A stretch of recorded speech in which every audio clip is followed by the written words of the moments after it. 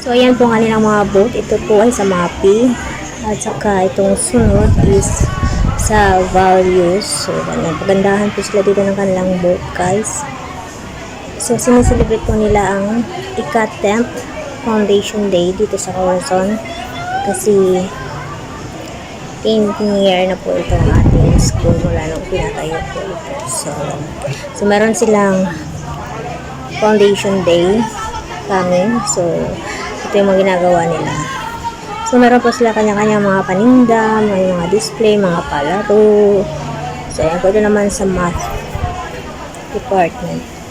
So, lahat ng mga department at lahat ng club, meron silang mga kanya-kanyang display. Ito naman sa State Club. Ayan. Ito, sa loob ng cookery, nagluluto po sila dyan. Ang dami ng mga luto dyan sa loob. So, ito po, ang mga boat nila, TLE. So, shout out sa aking kasama, si Rex.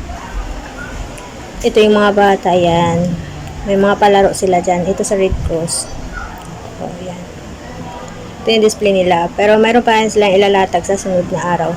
So, ito yung mga palaro ng Science Club.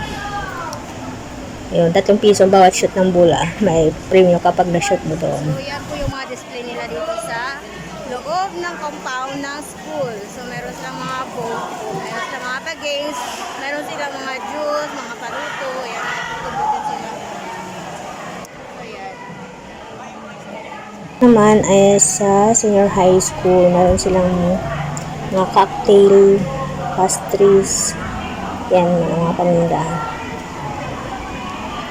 So, busy po sila ngayon dito sa school, no? Diba ito, oh. Masyado talaga itong anong batang ito. Makulit, no? Pero, alam din yan. So, yan po yung mga display nila. Paninda, yan, 20 po yung isa niyan. Diba, sila lang gumawa niyan.